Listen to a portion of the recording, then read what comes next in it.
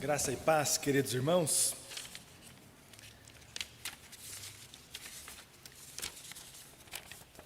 Há um tempo atrás havia uma propaganda na TV onde dizia que a nossa vida é feita de escolhas. Algumas escolhas acabam trazendo consequências boas, outras escolhas acabam trazendo consequências ruins. Mas o fato é que todos nós temos que escolher. Sempre a nossa vida é confrontada com escolher um sim ou não, um quero ou não quero, eu preciso disso ou eu não preciso disso. E é interessante porque nós vamos perceber também Jesus sendo afrontado e chegando até ele algumas escolhas a serem ou não feitas. E olhando para a vida de Cristo e olhando para a nossa sociedade hoje, nós vamos perceber o quanto as pessoas escolhem ficar longe de Deus, ou quando, nos momentos onde são tentados, facilmente caem. Já atravessamos um longo período conturbado, que vai ficar marcado aí na história da humanidade. Se Jesus demorar bastante ainda para voltar, essa história ainda será escrita nos livros, e no futuro contarão o que nós passamos nos dias de hoje. E alguns falam que em tempos difíceis, escolhas difíceis precisam ser feitas. E a nossa vida, com toda certeza, não é alheia a isso. A cada manhã, a misericórdia do Senhor se renova sobre nós, mas escolhas precisam também serem feitas. Quero convidar você a abrir a palavra do Senhor junto comigo. Nós leremos no livro de Mateus, no capítulo 4, a partir do versículo 1 até o versículo 11, um texto muito conhecido, e eu convido você a prestar atenção e ler junto comigo o que o Senhor Deus tem para falar conosco através desta passagem sobre a tentação de Jesus. Mateus, capítulo 4, nós leremos a partir do versículo 1 até o versículo de número 11. A palavra do Senhor nos diz assim: A seguir, foi Jesus levado pelo Espírito ao deserto, para ser tentado pelo diabo. E depois de jejuar 40 dias e 40 noites, teve fome. Então o tentador, aproximando-se, lhe disse: Se és filho de Deus, manda que estas pedras se transformem em pães. Jesus, porém, respondeu: Está escrito, não só de pão viverá o homem, mas de toda palavra que procede da boca de Deus. Então o diabo o levou à cidade santa, colocou-o sobre o pináculo do templo e lhe disse: Se és filho de Deus, atira-te debaixo, porque está escrito: Aos teus anjos ordenará a teu respeito que te guardem, e eles te sustentarão nas suas mãos, para não tropeçares em alguma pedra. Respondeu-lhe Jesus: Também está escrito: Não tentarás o Senhor teu Deus. Levou-o ainda o diabo a um monte muito alto, mostrou-lhe todos os reinos do mundo e a glória deles. E lhe disse: Tudo isto te darei, se prostrado me adorares. Então Jesus lhe ordenou: Retira-te, Satanás, porque está escrito: Ao Senhor teu Deus adorarás, e só a Ele darás culto. Com isto o deixou o diabo, e eis que vieram anjos e o serviram. Vamos orar mais uma vez? Santo e eterno Deus, nosso Pai, em nome de Jesus, nós queremos pedir, Senhor, a Tua instrução. Que Teu Espírito Santo, Deus, abra o nosso entendimento, o nosso coração, o nosso ouvido para a Tua palavra, em nome de Jesus que nós oramos. Amém. Como eu disse, irmãos, a nossa vida é feita de escolhas. Nesse período que passamos, muitas escolhas foram feitas. Algumas corretas, outras erradas. Algumas deram certo, outras não. Algumas tiveram consequências boas, outras consequências ruins. Mas o fato é que escolhas tiveram que ser tomadas, tanto pelos nossos administradores públicos, quanto por nós também. Com tudo que o que nos foi dito, o que nos foi passado, tivemos que tomar alguma posição. E com certeza vivemos a resposta disso. E não somente no período que vivemos, durante toda a nossa vida, nós somos confrontados, nós somos levados a tomar escolhas que terão reflexos eternos. a começar já pela adolescência, né, onde nós, já logo cedo, temos que tomar uma decisão: que curso eu farei? No que eu vou me especializar? Que profissional serei? Que vocação eu tenho? E isso acaba tomando o coração de muitos jovens que vai chegando à idade de entrar na faculdade e ainda não tem a certeza do que quer. Outros vão atravessando esse período com tranquilidade, mas então vai chegando outras fases da vida, onde vem a pergunta: eu caso ou eu compro uma bicicleta? Graças a Deus eu já tinha bicicleta, então eu casei, né? Foi bem fácil, não precisei pensar muito. Mas decisões precisam ser tomadas quanto ao nosso trabalho, também quanto a manter-se como um cristão no trabalho, quando oportunidades se abrem de forma escusas ou ilícitas, ou quando a corrupção bate à nossa porta e nós temos que tomar uma atitude: eu denuncio ou eu sou conivente? Diariamente somos tentados a ser reprovados, e as nossas escolhas vão demonstrar quem nós somos. E a partir de Jesus, nós somos convidados a tomar as atitudes corretas, a agir de forma correta, a responder quando indagados de forma coerente com o Evangelho que nós pregamos e que nós vivemos. E o texto que nós acabamos de ler, nós vamos perceber Jesus Cristo sendo levado ao deserto para ser tentado por Satanás. Se você voltar um versículo antes do capítulo 4, no versículo 17 do capítulo 3, após Jesus ser batizado nas águas do Jordão, então eis que uma voz dos céus que dizia: este é meu filho amado, em quem me comprazo. Perceba que até que estava indo tudo muito bem na vida de Jesus.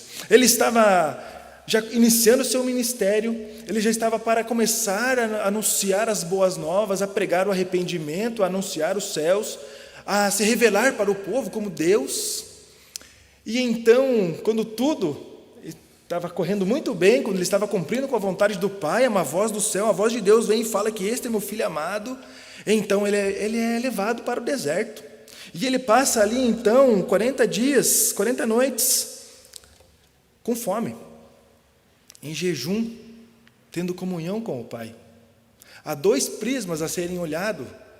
Um é a comunhão extrema com Deus, é o negar a carne, como Jesus nos ensinou, né, a tomar a cruz e viver uma vida para com Deus, e se preciso for, ficar 40 dias sem comer, sem beber água. Mas também nós vamos perceber Jesus ali sofrendo. Talvez alguns vão olhar para isso, quem não entende vai falar assim: mas isso aí é injusto, como assim? Num momento é o filho amado em quem Deus se compraz, e logo em seguida ele é levado para sofrer. O alimento é algo necessário para nós. Quer ver alguém de mau humor? Deixa passar fome. Uma vez nós fomos para um retiro, quando eu era adolescente ainda, e a liderança, eu acho que não planejou a quantia de pessoas, ou não entendeu que adolescente come bem, e meio que foi racionada aquela comida no retiro. E de repente o humor lá começou a mudar, o povo não estava muito feliz, não queriam participar das programações, né, com o coração aberto, como se estivessem bem alimentados. Ninguém passou fome, irmãos, mas não foi aquele pouquinho a mais, né? O que salvou foi a bolachinha que leva, o salgadinho. Mas nós só podemos perceber que o humor muda. Fazer jejum é algo muito difícil. Se você já tentou, você percebeu que, sem você perceber, você já está abrindo um pacotinho de bolacha, você já está comendo alguma coisa, e todo jejum não devia ter comido. Ou então, se você faz um jejum até mesmo com água, de repente a tua boca está seca como nunca teve. Você consegue passar meio dia sem beber água, mas naquele dia que você faz um propósito de não tomar água, e então é quando você sente uma sede extrema. Jesus estava lá sofrendo. E então chega Satanás, para piorar um pouquinho mais o que já estava difícil, fome e sede, e ele então começa a tentar ao Senhor, para que Jesus, como 100% Deus e 100% humano, algo que era necessário para o sacrifício de Cristo, para que fosse validado o sacrifício do Cordeiro Santo, a humanidade de Cristo foi ali tentada, e ele não caiu, como nós cantamos um cântico: ele foi tentado e não pecou jamais. Então, em primeiro lugar, quero convidar você a perceber nesse texto que nós vemos Jesus contra Satanás, vencendo a condição física. Estamos passando um tempo difícil. Quantas pessoas nós temos relatos de fome, de escassez, de preocupação, porque o básico já não está conseguindo se manter. Condição física é muito difícil, irmãos, mas Jesus demonstrou que não é impossível, quando é para a glória de Deus. Porque se é para a nossa glória, ou para a nossa vanglória, então será algo extremamente difícil. Mas Jesus, Ele demonstra que é fácil. Mesmo em meio à dificuldade, mesmo em meio a um panorama dificílimo, Jesus demonstra que é possível atravessar e vencer quando chega uma proposta tentadora de transformar alguns pães, ou melhor, algumas pedras em pães. Satanás chega para Jesus e fala assim: então o tentador, aproximando-se, lhe disse: se és filho de Deus, manda que essas pedras se transformem em pães. Aqui nós já podemos ver a audácia, porque se nós lemos o versículo 17, a voz de Deus vai dizer que esse é meu filho amado. E Satanás vem com uma mentira, dizendo assim: se és filho de Deus, assim como aquela voz falou, então por que você está passando fome? Por que você está nessa situação difícil? Você não é filho de Deus? Você não é alguém que Deus ama? Por que você está passando fome? E quando chega a dificuldade extrema, quando chegam os dias difíceis, a mesma tentação que chegou até Jesus, também acaba beliscando os nossos corações. Senhor, eu estou fazendo tudo certo. Eu vivo para a sua glória. Eu busco fazer a tua vontade. Eu não sou seu filho? Por que está difícil? Por quê? Nós vamos perceber Jesus atravessando algo semelhante. Só que eu acredito que com Jesus foi muito mais intenso, porque ele estava demonstrando que na humanidade, que o homem, que a mulher, é possível atravessar uma tentação com o simples da vida, com indagações simples da vida. O pão, a comida é algo trivial, é algo básico para o ser humano. Jesus estava demonstrando que é possível atravessar, é possível se manter firme e fiel ao Senhor e não à corrupção do poder, não à corrupção do caminho mais fácil, algo que para nós brasileiros é muito difícil, porque um povo que é bom para achar atalho é o brasileiro, um povo que é bom, as nossas leis demonstram isso, sempre tem uma brecha na lei, e um bom advogado é aquele que conhece a lei, mas que principalmente conhece as brechas da lei, para que ele possa ganhar a causa. E isso reflete o povo que somos, o jeitinho brasileiro, o jeito fácil de ficar rico, um golpe muito antigo, o golpe do bilhete premiado. A pergunta que deveria vir é: quem em sã consciência ganhou um prêmio milionário vai querer dividir o prêmio com você, do nada? Mas pessoas com a intenção de ficar rica, com o olho grande em se livrar dos seus problemas financeiros ou se tornar alguém importante, caem em um golpe tão antigo e tão absurdo. Mas se você assistir os noticiários, toda semana tem alguém caindo, porque quer um atalho, não quer trabalhar, criar carreira, fazer um nome trabalhando, deseja o caminho mais fácil. O humano é assim, a humanidade caída é assim. O velho Adão que habita em nós, ele nos ensina a querer isso, a querer o caminho mais fácil, mas Jesus vem e nos ensina a combater isso, a ir pelo caminho da glória de Deus, do que é correto, do que é santo, do que é perfeito, não o jeito mais fácil. Versículo 4, Jesus responde assim: Jesus, porém, respondeu: está escrito, não só de pão viverá o homem, mas de toda a palavra que procede da boca de Deus. Jesus dá uma resposta a Satanás, uma resposta bíblica a Satanás. Está escrito. Nós só conseguiremos responder como Jesus respondeu se nós estivermos em plena comunhão com Deus, como Jesus estava. Porque apesar de estar ali com toda aquela adversidade da fome, da sede, ele estava naquele local com um propósito, a glória de Deus.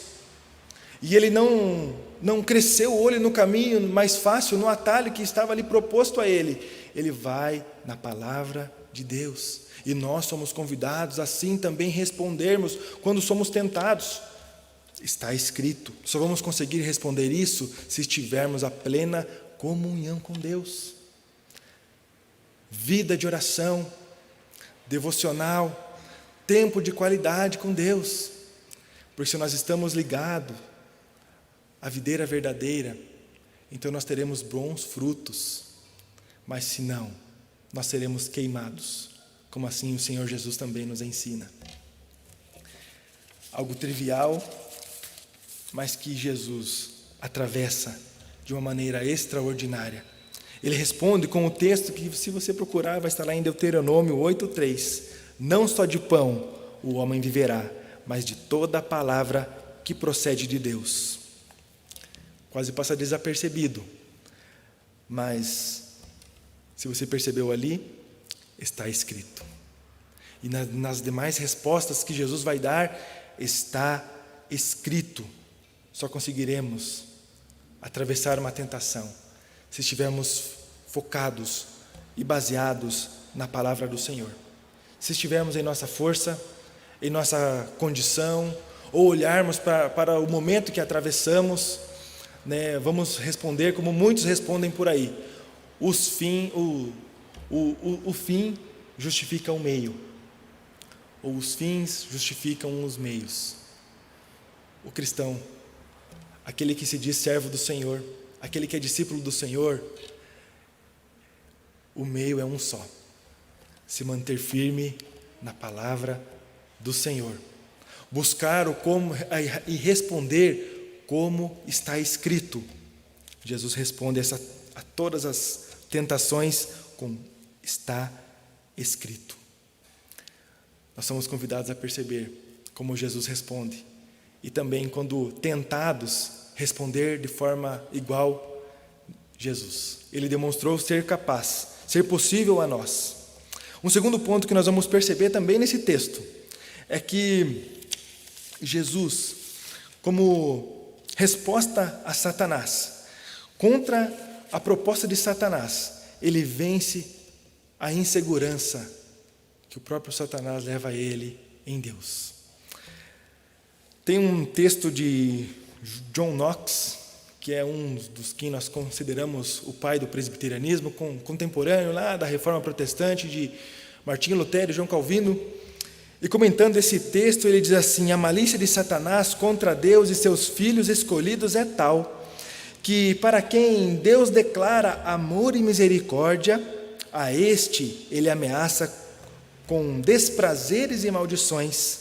E onde Deus ameaça a morte, lá ele é audacioso em declarar vida. Por causa disso, Satanás é chamado de mentiroso desde o princípio. E se nós olharmos para o relato de Gênesis, realmente nós vamos perceber isso. Deus promete: se vocês comerem do fruto da vida, vocês terão vida em abundância. Mas se vocês comerem da árvore do conhecimento do bem e do mal, vocês terão morte. Então Satanás vai falar assim: mas será que Deus não quer que você saiba o que Ele sabe? Olha só, talvez não seja tão ruim assim ser igual a Deus. Talvez Deus nem vai te matar mesmo. Não, pode ir lá, come lá, não tem problema. Satanás estava fazendo isso com Jesus. Versículo 5: então o diabo levou a cidade santa, colocou-o sobre o pináculo do templo e lhe disse: se és filho de Deus, atira-te abaixo, porque está escrito: aos seus anjos ordenará a teu respeito que te guardem, e eles se sustentarão nas suas mãos para não tropeçares em alguma pedra. Perceba que realmente Satanás faz isso. Onde Deus promete vida, ele então vai entortar para a morte. E onde Deus promete a morte, então ele vai entortar para a vida. Não é bem assim, é relativo. E se nós olhamos para a nossa sociedade, vamos perceber realmente isso, um relativismo, onde os absolutos estão sendo destruídos, os valores e princípios cristãos, absolutos até aqui, agora estão sendo dissolvidos, porque tudo é relativo. Talvez o que é mal não é mal, ele foi dito que é mal, mas não é mal. O que é bom talvez não seja tão bom assim. Satanás está solto fazendo o que ele faz de melhor. Ele veio para matar, roubar e destruir. E chega até nós com situações onde nós temos que nos colocar. Se você prestou atenção nesse versículo 5 e 6, Satanás responde com a palavra de Deus, assim como Jesus Cristo respondeu para ele no início. Também está escrito. Ele sabe o que está escrito. Satanás viu a Bíblia ser escrita. Com certeza ele sabe muito mais de Bíblia e doutrina do que muitos cristãos. Muitos cristãos até mesmo que se entendem como bons exegetas e tudo mais. Porque ele sabe a astúcia. Ele sabe induzir. Ele vem trazendo algo suave e bom, mas que por trás é mal. Que por trás traz a morte, que por trás traz consequências difíceis. E da mesma forma que Jesus foi tentado, muitos de nós também somos. A duvidar do poder de Deus, a termos insegurança. Mais uma vez ele duvida se és filho de Deus. Deus tinha acabado de falar que ele é filho. Jesus tinha certeza que ele é filho de Deus, ele foi enviado pelo próprio Deus. Jesus é Deus. João capítulo 1 vai dizer que tudo que existe, tudo que foi criado, assim o foi por meio de Jesus Cristo. Jesus estava na criação, Jesus não é criatura, Satanás é criatura. Ele estava ali ardilosamente tentando enganar Jesus. Se ele fez isso com Jesus, queridos, quem dera conosco. Quantas vezes nós somos tentados a duvidar do poder de Deus, somos tentados a termos insegurança, se Deus nos ama realmente, se nós podemos confiar realmente em Deus, ou se eu tenho que confiar na minha previdência privada, no meu seguro de vida, naquilo que eu posso mensurar, ao invés de confiar naquilo que Deus promete, e que Ele é fiel para cumprir, no tempo dEle oportuno tudo se cumprirá. Quando eu penso nisso, eu lembro da história de Abraão. Ele não viu a terra prometida, ele não entrou lá com as 12 tribos, mas a ele foi feita uma promessa: a tua descendência será incontável. Pela fé ele conseguiu ver, na prática não. E quantos de nós assim somos tentados também a duvidar do que Deus está fazendo, a duvidar da capacidade de Deus, a duvidar que realmente Deus é capaz de resolver a minha situação, resolver o meu problema, restaurar meu casamento, restaurar a minha família, restaurar o meu ciclo de amizades. Quantos de nós? Conversando com uma irmã da nossa igreja a respeito de cursos acadêmicos, ela estudando numa universidade federal, comentou o quanto a sua fé era subjugada naquele local, o quanto os professores de orientação comunista duvidavam e faziam chacotas dela e da fé que ela tem no Senhor, de forma, num trabalho acadêmico, ser obrigada a responder e defender a sua fé. Quantos de nós somos tentados a duvidar de Deus? Talvez para receber uma nota, escrever algo que o professor quer ouvir, a nos comportarmos de acordo com aquilo que a sociedade assim ensina, porque senão vou ser visto como o diferente, como alguém não quisto. O cristão vai sofrer mesmo, gente. O cristão ele nunca vai ser bem quisto. O cristão ele vai ter aflições e dificuldades. Jesus já sabia disso. E ele faz uma oração, inclusive, a respeito desse assunto. Perceba que Satanás continua fazendo a mesma coisa. E nós somos convidados a olhar para como Jesus vence a insegurança. Respondeu-lhe Jesus no versículo 7, também está escrito: não tentarás o Senhor teu Deus.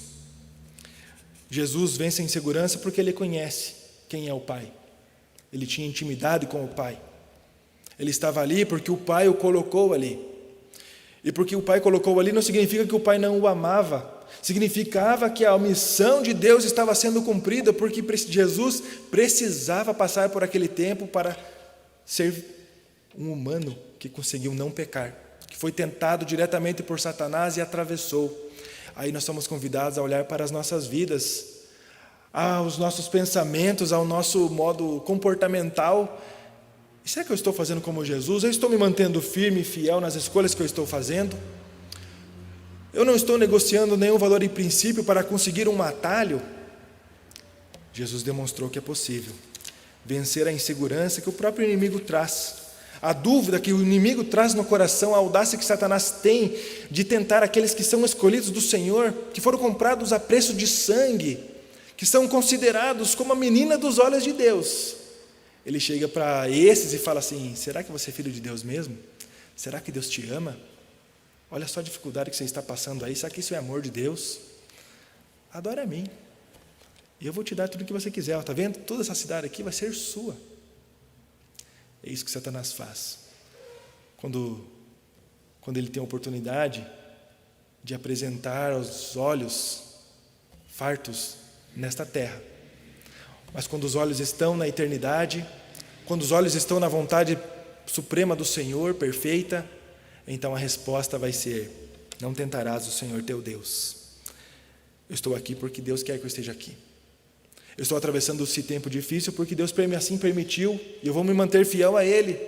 Eu não vou buscar um atalho, buscar um modo mais fácil de conseguir aquilo que eu preciso. Eu vou me manter fiel ao Deus que eu sirvo, ao Deus Pai. Essa deveria ser a nossa resposta quando tentados somos. Há duas situações: a tentação e também a provação. A aprovação vem da parte de Deus, para sermos aprovados como servos fiéis. Mas há também a tentação. Essa vem da parte de Satanás, para nós sermos reprovados. A função de Satanás é essa: matar, roubar e destruir. Como um leão ao redor, se possível, enganar até os eleitos, aqueles que são povo de Deus. Mas Jesus deu uma resposta sempre a ele.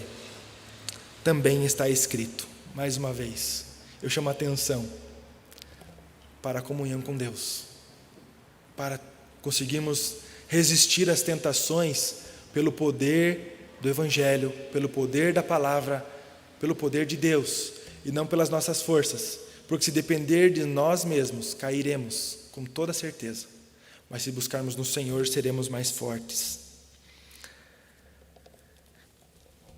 Um terceiro ponto que nós podemos também perceber nesse texto é que, em resposta a Satanás, em resposta ao tentador, nós vemos Jesus contra ele também vencendo a idolatria. Há um escrito de João Calvino que diz assim: a mente do homem é como um depósito de idolatria e superstição, de modo que, se o homem confiar em sua própria mente, é certo que ele abandonará a Deus e inventará um ídolo segundo a sua própria razão. Aqui nós vamos cair no primeiro mandamento: honrar somente a Deus, ter somente um único Deus, ser fiel a Ele.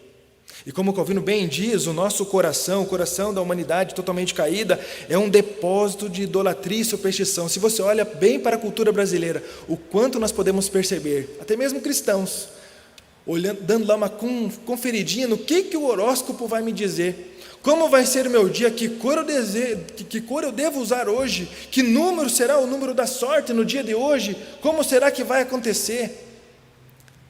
Superstição. Isso é idolatria. Quantos cristãos nós vemos com galinho de arruda, com sementinha de romã na carteira, pulando as 7 ondinhas no início do ano? Esse ano não deu, estava tudo fechado a praia. Mas quantos cristãos nós vemos visto? Não pode fazer porque tal coisa dá azar. Não pode fazer tal coisa porque vai dar azar. Quantos cristãos nós percebemos com superstições e idolatria? Assim como João Calvino viu lá no século XVI, assim como nós podemos perceber no século XXI, e nós vamos perceber o mesmo de Satanás, que tentou Jesus a idolatrá-lo.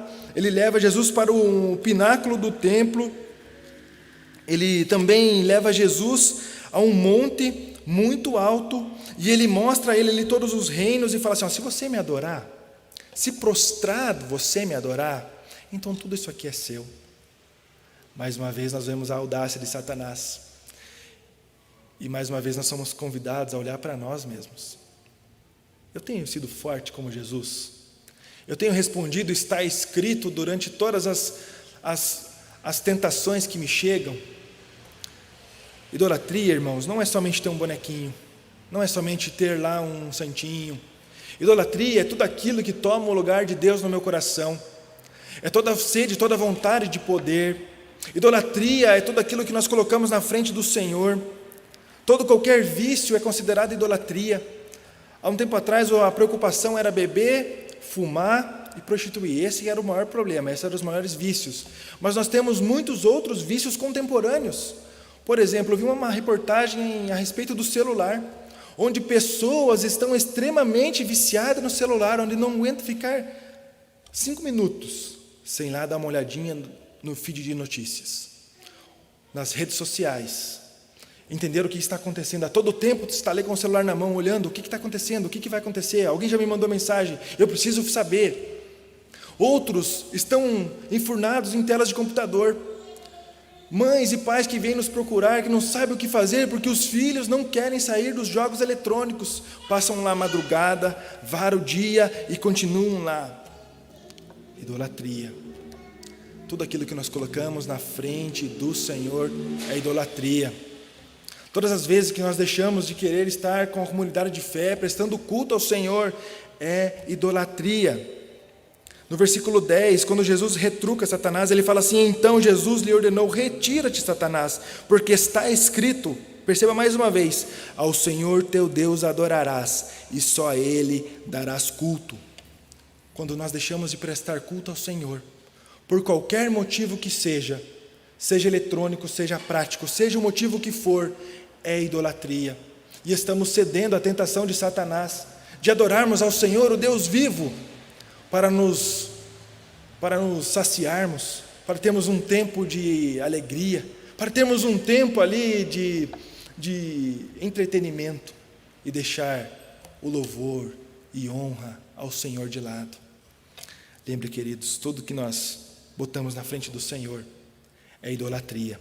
Satanás estava ali para reprovar Jesus, e ele não conseguiu, porque a missão do Filho era essa: vir ao mundo, ser tentado, não pecar, dar exemplo de uma vida correta perante o Senhor, assim como ninguém havia conseguido desde a queda. Então nos demonstrar que é possível sim, nós resistirmos às tentações. Se caso cairmos, termos a humildade de pedirmos perdão diretamente a Deus, como Ele nos ensinou. Somos convidados a prestar atenção como estou me comportando, que respostas eu estou dando quando chegam indagações a mim, quando propostas me são feitas, como eu tenho me comportado, como eu tenho respondido, que leitura estou fazendo da sociedade, como eu estou me colocando e me comportando nesse período que atravessamos. As respostas que nós daremos vão demonstrar quem nós somos, porque as respostas que Jesus dá de resistir à tentação demonstrava que Ele era Deus, demonstrava que Ele tinha a extrema comunhão com Deus Pai. As respostas de Jesus a toda a tentação demonstram a comunhão, demonstram que realmente Ele passou ali 40 dias jejuando. Jesus não passou fome, Jesus não passou sede, Ele estava consagrado ao Senhor, porque aquele jejum não foi em vão, era para a glória do Senhor. Que nós possamos também, queridos, assim como Jesus, gastar tempo com coisas úteis, prestar atenção em idolatrias que acabam se achegando a nós, com respostas que nos são cobradas e que nós devemos responder conforme a palavra, como assim está escrito, e não eu acho que, como nós vemos muito por aí. Nos comportarmos como discípulos de Jesus, que veem o agir do Mestre e o seguem. Presta atenção como assim Ele o fez, e assim também o faz. E que Deus tenha misericórdia de nós, e que a cada indagação que nos chegue, cada proposta que nos chegue, ou cada atitude que nós, ou posicionamento que nós devemos tomar, seja para a glória de Deus, seja demonstrando um servo fiel ao Senhor, sem dar desculpas, sem procrastinar, sem negar aquilo que fomos chamados, mas servir ao Senhor com alegria. Quando indagados, responder: assim está escrito. E que o Senhor nos abençoe. Vamos orar mais uma vez? Santo e eterno Deus, nós queremos agradecer pela sua palavra. Somos gratos a Deus porque Jesus Cristo veio ao mundo para nos ensinar como responder às indagações, como responder às tentações que nos chegam. Nós agradecemos, ó Pai, porque o Senhor enviou o seu Filho a este mundo para ser humilhado, para ser açoitado, ó Deus, para ter as mesmas complicações, os mesmos limites que nós como humanos temos, mas o Senhor o enviou com uma missão santa, de nos resgatarmos. Obrigado, Deus, porque o Senhor nos ama. O Senhor enviou o seu Filho, ó Deus, para sofrer em nosso lugar. Filho esse que morreu e ressuscitou ao terceiro dia, para que nós também pudéssemos ressuscitar de mortos como estávamos. E agora, Senhor, vivos no Senhor, tendo a mesma capacidade de nos colocarmos e nos pormos na sociedade, assim como Jesus enfrentou a tentação. Que possamos, ó Deus, responder como assim está escrito. Que possamos, ó Deus, demonstrar a comunhão que nós temos com o Senhor. Que possamos, ó Deus, nos apresentar como servos fiéis a Ti, que não negam, Senhor, a fé, que suportam todas as condições que acabam chegando até nós por amor ao Senhor, por amor ao Evangelho. Servos e servas do Senhor que não negociam a paz, que não negociam, ó Deus, seus valores e princípios, aquilo que a Tua Palavra nos ensina. Ó Deus, em nome de Jesus, que nós possamos agir assim como Jesus, responder a todas as indagações, ó Deus, a todas as oportunidades e as tentações que nos chegam, com assim está escrito. Que possamos, ó Deus, agir como servos e servas do Senhor. Ó Deus, ter toda a coragem e intrepidez para nos colocarmos nessa sociedade como agentes de transformação, como sal e luz, assim como o Senhor nos ensina a ter e colocar sabor. Ó Deus, a iluminar aqueles que estão na escuridão, porque sabemos que o sal sem gosto, um sal insípido, ele é somente um pó que deve ser pisado. Que a luz deve ser colocada em lugar alto e não debaixo da mesa, para que não ilumine nada. Ó Deus, que a cada um de nós aqui possamos entender a nossa responsabilidade. São 95 anos, ó Pai, que estamos aqui como servos do Senhor, nesta cidade, neste local. Rendemos ações de graças ao Senhor por todo esse tempo. E usa, Senhor, a Tua igreja como instrumento de bênção nessa sociedade, como um farol que brilha à noite, como ponte sobre as águas, como cantamos em um louvor a Ti. Usa, Senhor, as nossas vidas, e que possamos, ó Deus, resistir ao diabo, assim como Jesus Cristo nos ensinou que é possível. Em nome de Jesus, o nosso Senhor e Salvador, é que nós oramos. Amém.